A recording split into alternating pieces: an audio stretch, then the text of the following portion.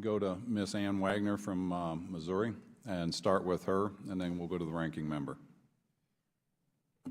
Boy, it's Christmas. Thank you, Mr. Chairman, and thank you for hosting this hearing. I thank our witnesses for their tremendous service. Pastor Wells, welcome back. Let me ask you, the Thomson Reuters Foundation found that India is the most dangerous country in the world for women. In India, this runs even deeper than rape and sexual violence.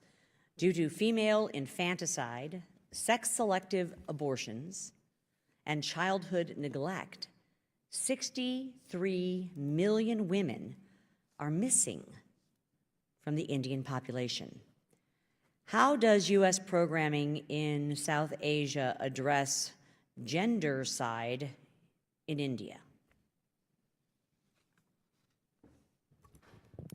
Thank you, and I'll also ask Gloria to comment, but we have a range of programs that we undertake with the civil society to promote gender equality and to empower women. I would note that as a democracy, this is the subject of enormous debate inside of India, and I think we respect the fact that Indian institutions, the media, civil society are engaged on this very important issue. Ms. Steele. Yes, thank you very much.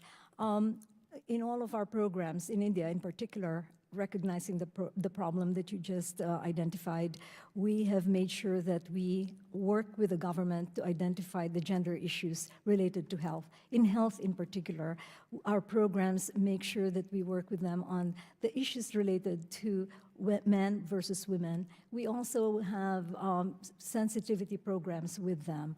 And we have talked to them about the issues that you have just pointed out, and our maternal and child health programs provide an emphasis in looking into the issues that you've just pointed out. How do you anticipate the heightened demand for women will affect human trafficking in the region, and what is the United States doing to prepare for changes in trafficking patterns? Ms. Wells. I think we've already seen, for instance, in China, where there is a gender imbalance, that creates trafficking concerns. And so through our dialogues with the region, including with India, these are the subjects that we do take up. How do you protect women, ensure their rights, and educate societies about the societal costs of these policies that discriminate against women? 63 million women missing.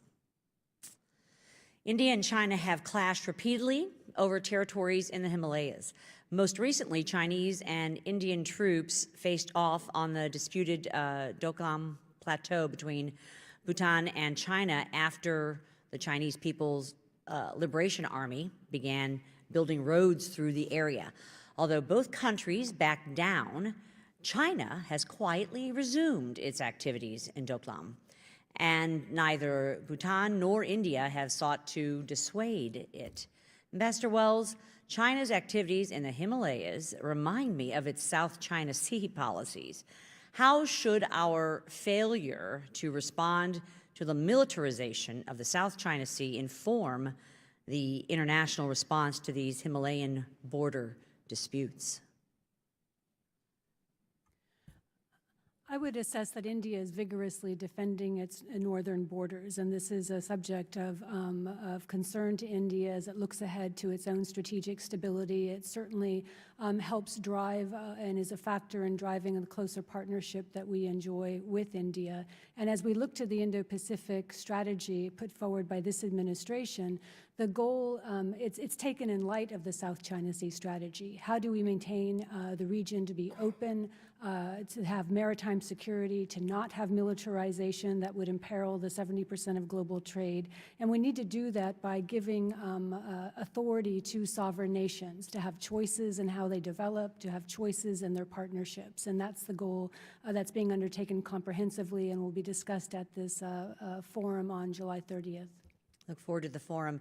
Ms. Steele, in my limited time, USAID has put forward reforms to ensure a more effective approach to development and humanitarian programs, including creating bureaus for humanitarian assistance, resilience and food security, and conflict prevention and stabilization.